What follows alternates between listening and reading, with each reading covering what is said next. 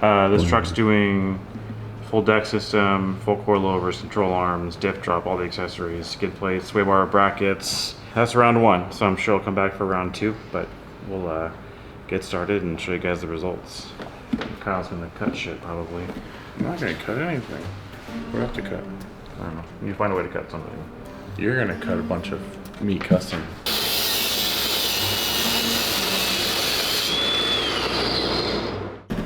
I'm not gonna cut anything.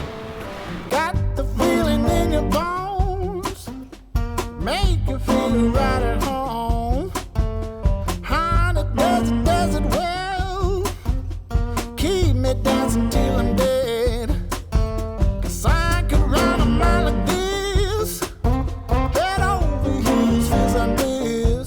The sun has got me on my track. Cool. Good morning. My name is Steven Chang. I drive a 2023 Chevy Colorado, and it's the ZR2. It has the Tune Outdoor M1 camper pop top on it. And so far, really all I've done is add the camper and the RAS for the rear to be able to help with a little bit of that weight sway and the sag. But I use this truck every single day. I've camped and lived in it for, I'd say 99% of the time since I bought it last year in February 2024. Right now I'm just at about 45,000 miles. I put the camper on at about 16,000 miles, and I've kind of been just worried about the geometry, the extra weight that I add in with all the batteries, going off-road constantly for work, doing utility inspections up in the Sierra. I need something that's going to be super reliable. I'm usually 20 to 50 miles out in the mountain away from cities, away from any kind of help. So I wanted to make sure that I'm doing what I can to make sure I have a truck that's as capable as possible. Peak seems to do really well from what I've seen online. The pricing is super good. And of course, I'm from Southern California. These guys are here in Riverside. And I thought it was important to be able to work with the people who are building the suspension as best as I can. And if they're gonna be here in my backyard, I may as well see what we can do with Peak. So today we're gonna do a full install, the 2.5 DSC coilovers for the front and for the rear. Reservoirs for those quick changes on all the damping. Should be pretty exciting for me because I do a lot of highway and a lot of very rugged off-road. So it'll be nice to be able to have it set when I'm on the highway, know where my settings are, and then be able to adjust it very quickly for when I go off-road.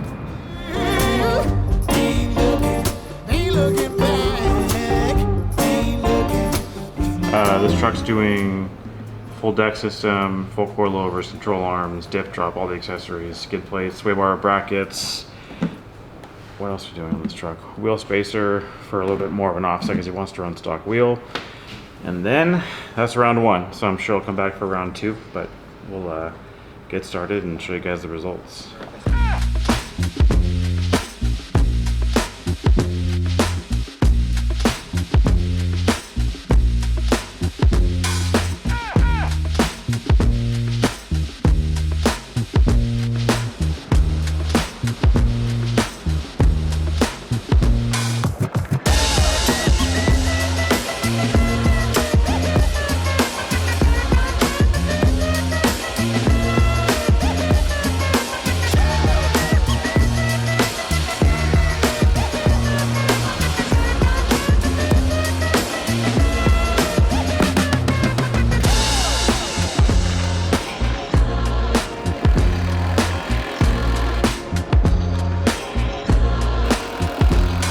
So as we mentioned before, we're a deck dealer, so obviously we wanted to put a deck system in this thing. It fits the camper profile pretty well and actually offers a lot of utility. The new mid-size drawers, if you haven't seen before, they're now a single drawer system. So previously you had like a one large drawer and one small drawer, and they were kind of concave, so it didn't really fit a lot of stuff. These ones fit a lot of stuff. You can fit all your deco cases. These are all the new cases. They come with the premium accessory package as well for the deck system. So these things are pretty rad. They open multi-directional on the smaller ones. They have the trays already inside of them, the dividers. So I really like the new cases, and they're really, really robust. Almost so robust, I can't even open the damn thing. Anyway. Just grab it like this. Oh, there it goes. There you go. You have your tray inserts. You can also put the dividers in these smaller ones as well. They're all interchangeable, which is cool. Everything fits nicely in the drawer. A couple other features you might notice as well. Now you have a pass-through for the side opening, so you don't waste any space with the wheel wells. Another cool feature is they all come with divider doors now and for the ammo can pockets. So you can drop those in there to keep it even more organized. Everything stays nice and tight. You can also remove them so you don't have longer items packed to like a chair or any other things like a Devos light. They're really well thought out products. So you can find them on our website. We do installs in our shop as well, and keep on with this truck.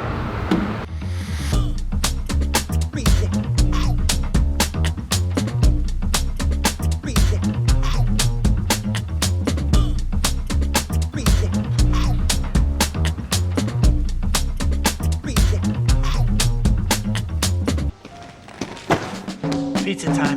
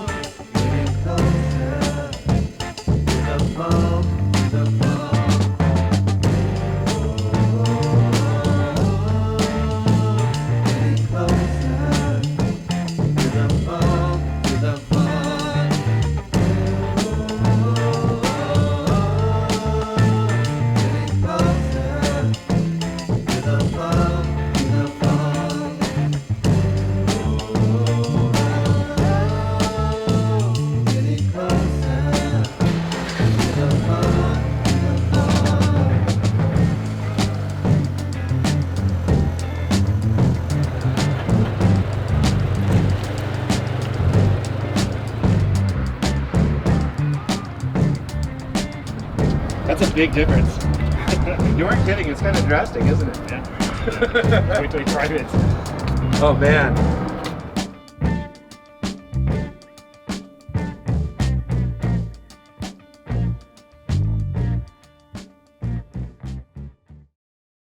Okay, so I'm Nick with Peak. This is our buddy Joel. Joel's been with us since probably the beginning, I think.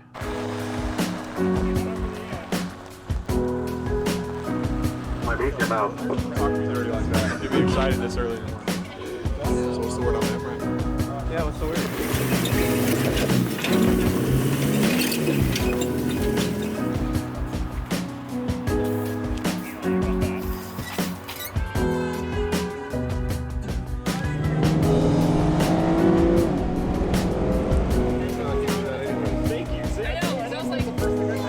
Call somebody who cares.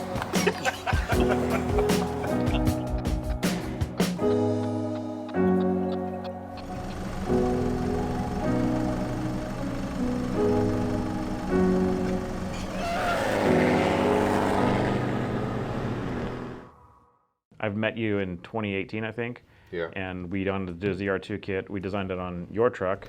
We also, for those who don't know, we were a very small company at one point. In my driveway, we were putting together the ZR2 coilover conversion kit, and the spring compressor we were using exploded while his truck shock was on it at full compression and launched the spring 30 feet into the air, the top mount, the accessories, all the pieces. Everybody ran. And we all ran. And nothing hit the truck, but it did hit my roof, and it was okay. But we survived. But anyway, that was a fun story. So find 5 people that watch our videos, a little bit about yourself. I met Nick at a car meet. Okay. Yeah, I met Nick at a car meet that was down the street from my where I lived at the time. And I showed up, I just saw Colorado's. I was like, oh cool, I just got my truck, ZR2. I would off-road before, but nothing very serious.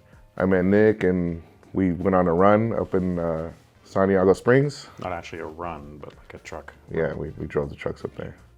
funny story. I almost flew off the side of the You did, trail. trying to catch a two-wheel drive truck in San Diego Peak. I in couldn't the dirt, see anything. in the dust. I couldn't. Blind. I had a ZR2. I couldn't not keep up with you. I remember seeing in my rearview mirror, we turned right hard, and Joel didn't until like the last second, which literally was a cliff that would have been 80 feet down to your death, but you survived. In my brand new truck. In your brand new truck. So that was one of the fun things, is that Joel is a major enthusiast. He's a really good person, and we try to align ourselves with good people and have good relationships and who we work with. So with Joel's truck, we wanted to develop our kits around a ZR2 platform, because at the time I had a two-wheel drive Colorado Z71, and we weren't looking to replace that just yet. So ZR2 candidate, we had a lot of fun with. The funny thing is, I remember telling Joel when we finished the kit, I said, try to go out and break this. And what did you do? I tried to go out and break it. And by doing what? I jumped the truck.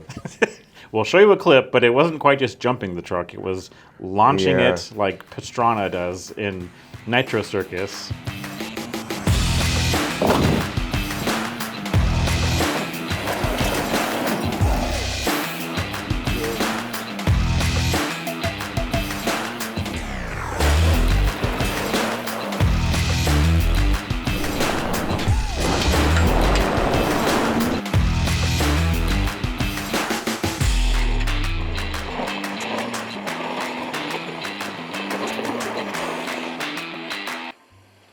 I have an issue of thinking my truck is a pre-runner, and it's not. Yeah. Well, speaking of which, so Joel's truck's progressed quite a bit from when we first met you back in the day to what it is now. Presently, you've got full armor, skid package. We kind of undid some of it. It had a lot more things before, and it's kind of going through like a refresh. You learn as you get into the hobby. Even if you're starting out, you learn what works for you. Just depends on what you do. Like, we went through our hardcore camping phase, and I had, everything you could think of on the truck.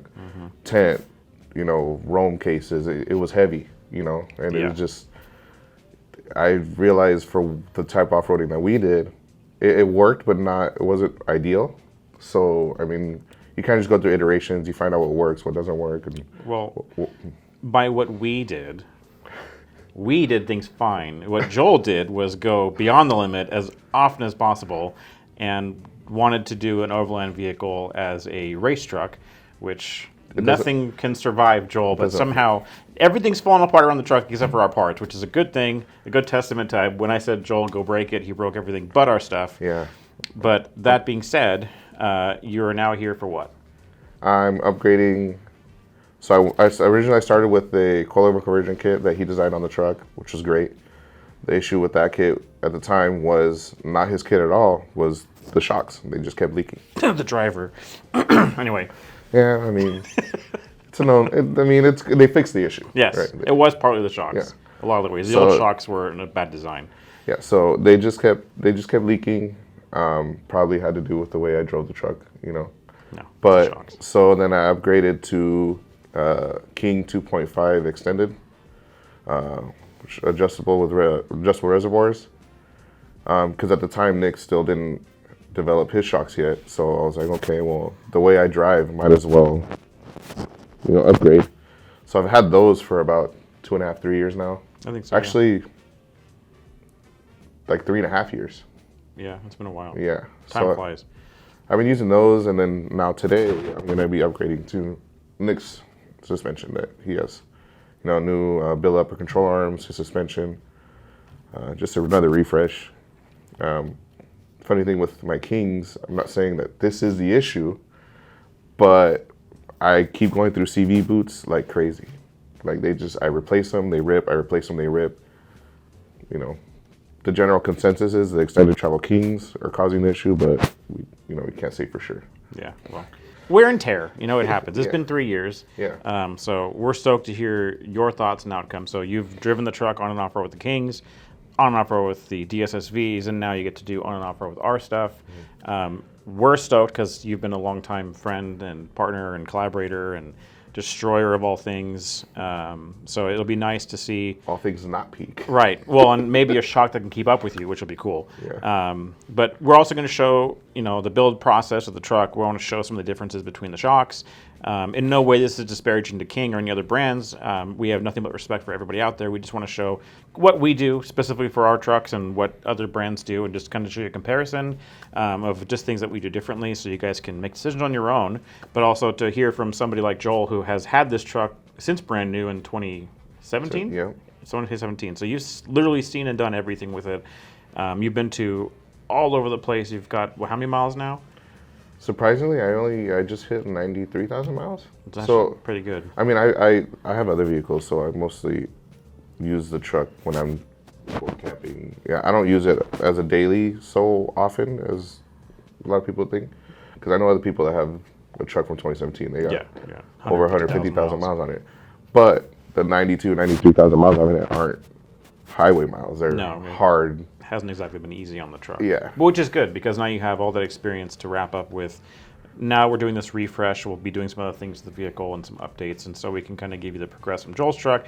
And those of you who've known him was Ruthless ZR2 on Instagram. Ruthless was the key term there, because he literally is that on the truck. So we're stoked to see it. I hope you're stoked to get it done, and then we'll show you the progress.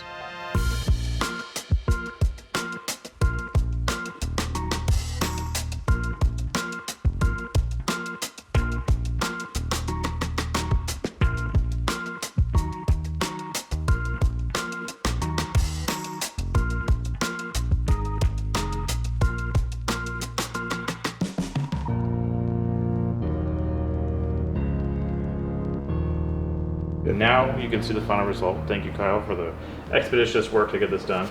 So replaced the axle, since Joel blew up 3 of them. Replaced the shocks, replaced the control arms. So these are our billet control arms. These ones have a 1.25 inch uniball versus the 1 inch of the tubular. A little better articulation. They have Teflon coated heim joints. So they're pretty stout, beefy arm, double adjustable. Fresh set of tie rods, fresh set of tie rod sleeves.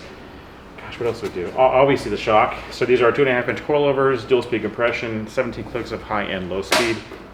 So these are pretty cool. I'll show you on the other side that this is possible. I mean, this is an extended travel shock that the wheel can actually articulate and move at full droop. So we'll show that on the other side. Previously with the last shocks and some other shocks we've run, when you have it at full droop, the wheel just comes in an axle bind and won't actually rotate. So this will help with Joel, because he jumps his truck. Hopefully not anymore, but I thought it was cool that the tire stopped moving while I jumped it. Yeah, I mean, perfect. What else would you want? So yeah, the rest of the truck could use some work. But now the suspension underpinnings of this thing are fresh and ready to go. Next is to make it one color, perhaps, or blend in the other color. So yeah. It's because my bed fell off. The original bed. Yeah, it did. Literally. It did. You know those mini trucks that does the thing? Yeah, my truck was doing that. So come check out the other side. The wheel can move freely with no axle bind, and you won't have any problems jumping the truck anymore, Joel. So Over tire. try to break it. Don't do that to me. You know what happens when you do that to me.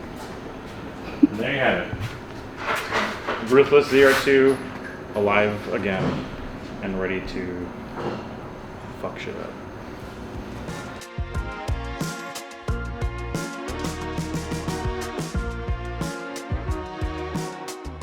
So now that we got the shocks out of the truck, I wanted to answer a couple of questions we get all the time. One of those is, why would I buy a King over Fox, King, Icon, whatever? The truth is, it comes down to the end user and what you guys want. We're not here to tell you which one's better, which one's the best, or whatever. That's not our place to do that. However, I do want to go over some of the differences to show between, for example, this extended travel King versus our extended travel coilovers, and kind of just hit those differences so you guys can see those. First off, we'll start with the rear shocks. So we have a little bit lower of a mounting position for the reservoir applications. That way you can actually reach the reservoirs a little bit easier, less of a chance of contact, as you can see on some of this, like the adjuster and the cap has touched the truck. We also have a steel body shock, which steel body shocks are zinc coated, so they will last a while as far as corrosion resistance is concerned, but after a while the zinc coating does wear off and you start to see pockets of rust. And so like in this case, you can see it has a little rust, a little bit of wear. It will eventually rust probably further, but this is a SoCal truck, so it's not really that detrimental. It is just surface rust, not corrosive rust, so it's not something you have to worry about. As far as that, since we also include dust boots, whereas these ones do not, our cap for the nitrogen is hidden under a machine cap for our resis versus this is an open fitting on the nipple. Nothing wrong with the application. It's got a screw cap on it so it protects the threads. Ours I just thinks a little more discreet and kind of fits the design a little bit better. The other thing to notice as well is the rod end on these. It's just a threaded rod end, and then ours is a little more robust rod end. Just kind of fits in line with some of the designs that we offer. So they're both adjustable. The biggest thing as well to mention is that these are single speed adjustments. So you do have your one high speed compression knob, whereas our rear shocks are dual speed compression. So you have high speed and you have low speed.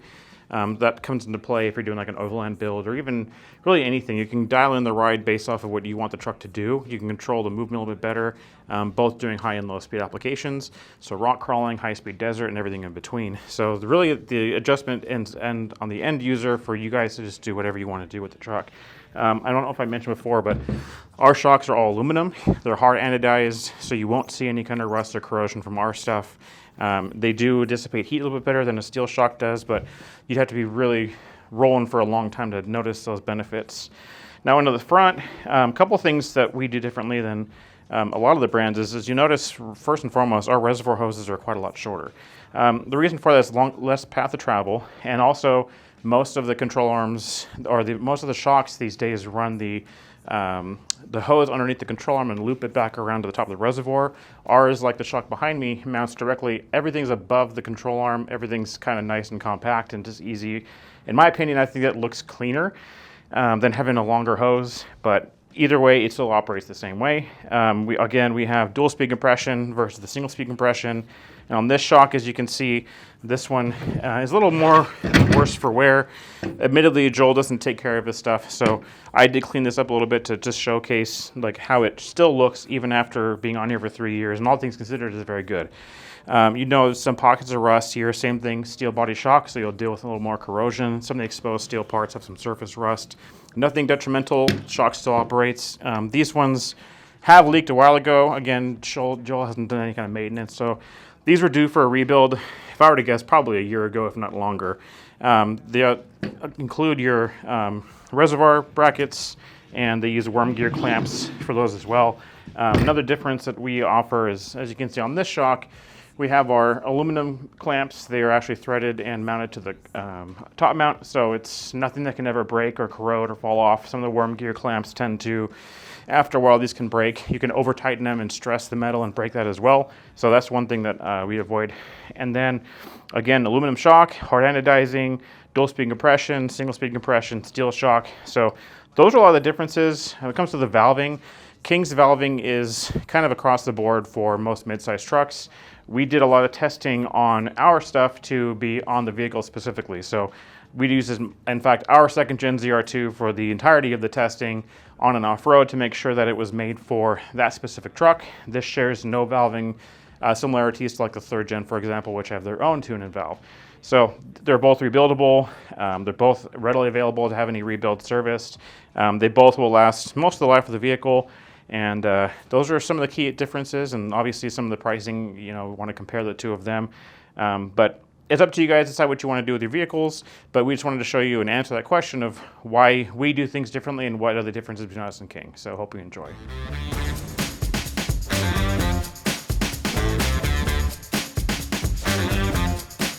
I'm gonna stand and deliver, show you what I got. 'Cause once I'm going, no, I can't. Idiot, I didn't have the freaking audio on. After all that. After all that. So how's shipping been? It's been a little busy, but we're catching up from the 4th of July sale and cranking everything out. We finally got everything back in stock, so that's also a good thing. Yeah. How many, or what's our big sellers right now at the time? Ooh, our big seller is definitely the Silverado Summit billet kit, which has been cranking. Another number one seller is the Tacoma 2-piece kit, and a lot of the sway bars, believe it or not, little components are kicking it. So just wanted to say thank you everyone who has been watching the YouTube channel. We really appreciate it. Currently we have a cool little giveaway that we are doing for you guys. If you check out the hidden hashtag in the video, like, comment, share, we'll announce the next winner on Instagram. Here's a little sneak peek of what we're giving away. First of all, this is our Endless Summer sticker. So we'll give away a couple of those. Brand new peak patch, a really cool 511 fanny pack that comes with this neat little guy right here. And yeah, a lot of good stuff. So yeah, again, the hashtag is hidden inside the video. Comment, like, share, all the good things, and we'll announce the winner soon. Thanks.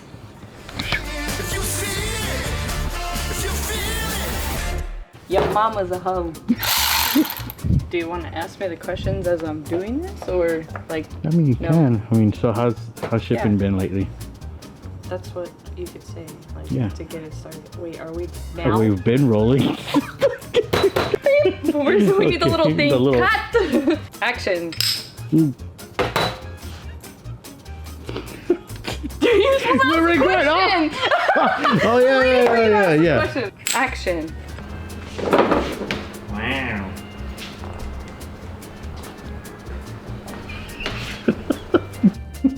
Cool. Yeah.